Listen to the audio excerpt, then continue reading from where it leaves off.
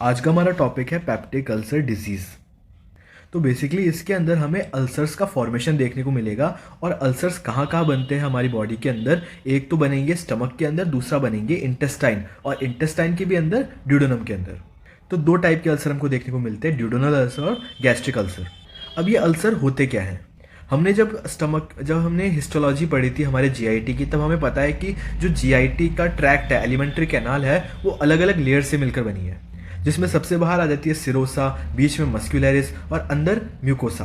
तो जो ये अंदर वाली म्यूकोसा की लेयर है, अगर किसी रीज़न की वजह से ये डैमेज हो जाती है और जो हमारी मस्क्यूलरिस वाली लेयर है वो डायरेक्ट ल्यूमेन के कांटेक्ट में आ जाती है, तो जो कंडीशन डेवलप हुई इसको हम क्या बोलेंगे? अल्सर्स।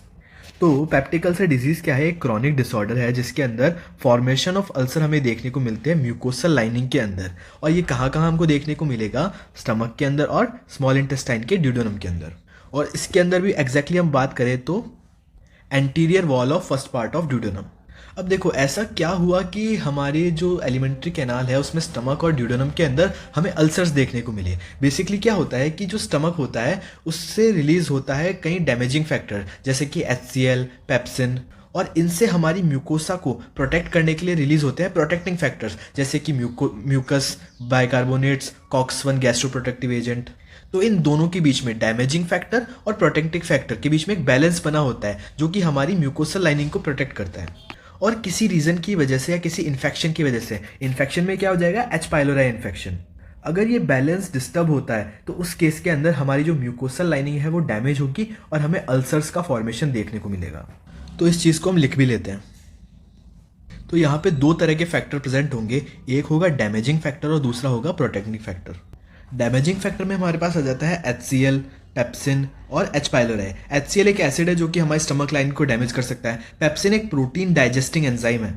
और H. pylori हेलिकोबैक्टर पाइलोराई एक ऐसा इन्फेक्शन है जो कि मोस्ट कॉमन कॉज है पेप्टिक अल्सर होने का। तो ये तीनों आ जाते हैं डैमेजिंग फैक्टर की कैटेगरी के अंदर। अब प्रोटेक्टिव फैक्टर के अंदर आ जाते हैं जैसे कि म्यूकस, बाइकार्बोनेट, कॉक्स-1 जो कि एक गैस्ट्रो प्रोटेक्टिंग एजेंट होता है। म्यूकस जो कि रिलीज होता है हमारे गॉबलेट सेल से, वो बेसिकली एसिड के अगेंस्ट प्रोटेक्शन प्रोवाइड करता है। बाइकार्बोनेट भी जो HCl हमारे म्यूकोसा लेयर के जस्ट कांटेक्ट में होता है, उसको न्यूट्रलाइज करने का काम करता है।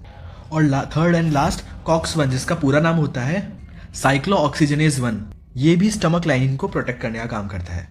तो चलिए वापस आ जाते हैं हमारे टॉपिक के ऊपर। तो अब इसके सब हेडिंग्स को हम एक एक करके देखते हैं। सबसे पहला है इंट्रोडक्शन, ठीक है। Peptic ulcer disease refer to presence of ulcer in gastric और ड्यूडेनल म्यूकोसा। अब जो पेप्टिक अल्सर डिजीज का पेशेंट होगा वो किन किन सिम्टम्स के साथ अपने पास आएगा? तो उसको एक तो शार्प एपिगैस्ट्रिक पेन होगा, डिस्पेप्सिया उसको देखने को मिलेगा। डिस्पेप्सिया का मतलब क्या होता है? अपर एब्डोमिनल डिस्कम्फर्ट। और कुछ केसेस के अंदर अपर GI में ब्लीडिंग भी हमको देखने को मिल सकती है, जो कि इसका एक सीवियर कॉम्प्लिकेशन भी है। हम आगे इसको पढ़ेंगे। इसकी इटियोलॉजी यानी कि इसके कॉजेस की बात करें तो जो सबसे ज़्यादा कॉमन कॉज है, मोस्ट कॉमन कॉज है, वो क्या है? H. pylori इन्फेक्शन, यानी कि हेलिकोबैक्टर पाइलोराई का इन्फेक्शन।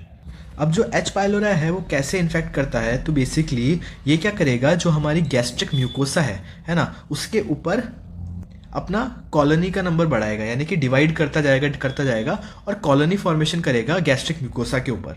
उससे क्या होगा? हमें गैस्ट्राइटिस यानी कि इन्फ्लेमेशन ऑफ स्टमक देखने को मिलेगा और इवेंचुअली हमको अल्सर फॉर्मेशन देखने को मिलेगा। तो ये इसकी पैथोजेनेसिस हमने डिस्कस की कि क्या होगा। सबसे पहले जो बैक्टीरिया होगा वो कॉलोनाइज करता है गैस्ट्रिक म्यूकोसा पे और क्या कॉज करेगा? क्रॉनिक गैस्ट्राइटिस और इन्फ्लेमेशन। उसके बाद क्या होगा? वो फर्दर प्रोग्रेस करेगा अल्सर फॉर्मेशन की तरफ। जो इसका सेकंड कॉज है वो क्या हो सकता है? NSAID ड्रग्स, यानी कि non steroidal anti inflammatory drugs. NSAID जैसे कि आइब्यूप्रोफेन, एस्पिरिन, अगर इनको हम बहुत लॉन्गर ड्यूरेशन तक लेते हैं, यानी काफ़ी लंबे टाइम तक प्रोलॉन्ग यूज़ अगर हम इसका करते हैं, तो बेसिकली ये क्या करती है? कॉक्स-1 जो हमने अभी पढ़ा था वो क्या था? एक गैस्ट्रो प्रोटेक्टिंग एजेंट था। तो ये NSAID क्या करेंगी? इसकी एक्टिविटी को सप्रेस करेगी, इनहिबिट करेगी इसको। अब स्टमक को प्रोटेक्ट करने वाला एक एजेंट जो कि कॉक्स-1 था वो अब नहीं रहा, तो ऑब्वियसली बात है प्रोटेक्टिंग एजेंट कम हुए तो डैमेजिंग फैक्टर का असर ज़्यादा देखने को मिलेगा और इवेंचुअली हमें अल्सर फॉर्मेशन देखने को मिलेगा। थर्ड जो इसकी इटियोलॉजी हो सकती है वो हो सकता है स्ट्रेस इंड्यूस्ड अल्सर। ये इतना ज़्यादा इंपॉर्टेंट नहीं है, हम नेक्स्ट वाले पे आ जाते हैं जो कि है स्मोकिंग एंड अल्कोहल कंजम्पशन। अगर हम बहुत ज़्यादा हायर क्वांटिटी में स्मोक और अल्कोहल कंज्यूम करते हैं तो वो हमारा कॉज बन सकता है अल्सर बनने का। अब जो नेक्स्ट सब हेडिंग है हमारी वो है पैथोजेनेसिस। पैथोजेनेसिस में हम एच पाइलोरी इन्फेक्शन का पैथोजेनेसिस देख चुके थे, अब एनसेड इंड्यूस्ड अल्सर्स का पैथोजेनेसिस देखते हैं। अब बेसिकली ये क्या एनसेड्स क्या करते हैं, जो कॉक्स-1 था उसको इनहिबिट करते हैं। अब कॉक्स-1 क्या करता है, प्रोस्टाग्लैंडिन्स का सिक्रीशन कराता है। प्रोस्टाग्लैंडिन्स क्या करते हैं, म्यूकस का सिक्रीशन कराते हैं, और म्यूकस क्या करता है, हमारी स्टमक की लाइनिंग को एसिड से प्रोटेक्ट करता है। अब सोच के देखो, अगर कॉक्स-1 यहाँ पे इनहिबिट हो चुका है तो ये स्टेप आगे नहीं बढ़ेगी, प्रोस्टाग्लैंडिन्स इनका सिंथेसिस नहीं होगा और उसकी वजह से जो म्यूकस का प्रोडक्शन है वो भी डिक्रीज होगा।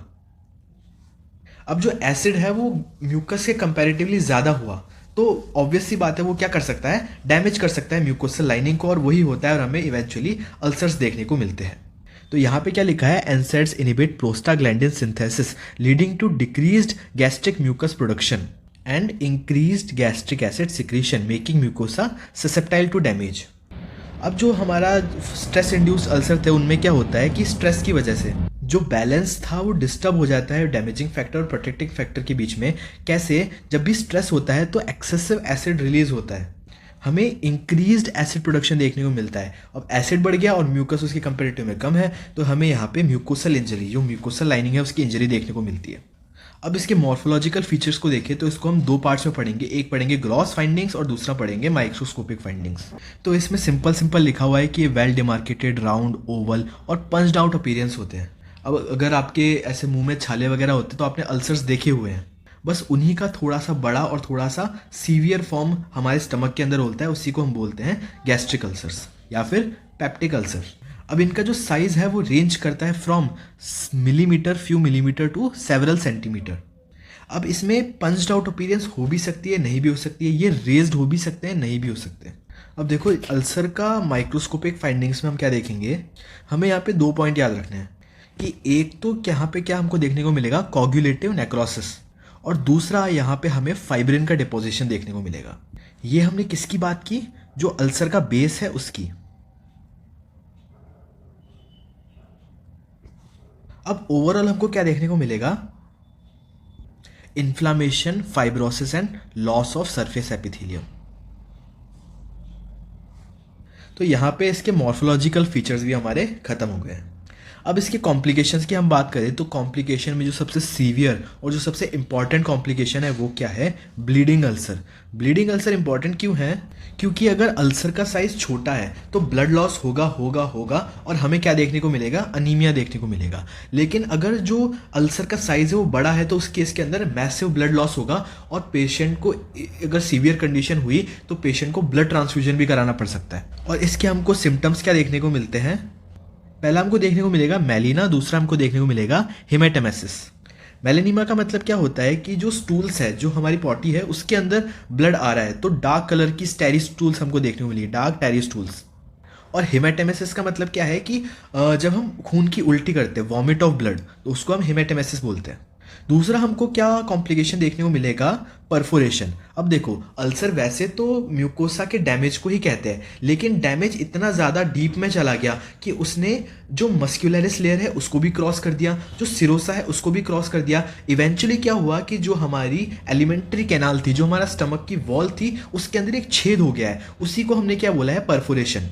तो इसकी लैंग्वेज कैसे हम लिखेंगे, if an ulcer extend through the entire thickness of gastric और duodenal wall it can result in perforation. और इसका कोई सॉल्यूशन नहीं है, हमें क्या करानी पड़ेगी, surgery, potentially requiring surgical intervention. अब यहाँ पे हमें एक जो लास्ट कॉम्प्लिकेशन है वो क्या देखने को मिलेगा, गैस्ट्रिक आउटलेट ऑब्स्ट्रक्शन।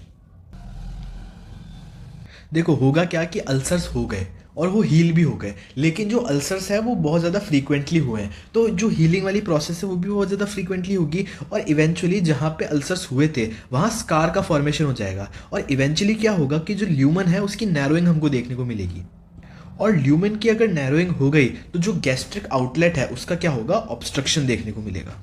तो यहाँ पे क्या हुआ कि जो हमारा क्रॉनिक अल्सर है वो हील हुआ, उसकी वजह से क्या हुआ, स्कैरिंग हुई। स्कैरिंग यानी natural way of healing body, मतलब जो बॉडी नेचुरली हील करती है, उसके बाद जो मार्क, जो निशान रह जाता है उसको स्कार बोलते हैं, ठीक है। एक तो वो, और उसकी वजह से क्या होगा, जो गैस्ट्रिक आउटलेट है उसकी नैरोइंग होगी।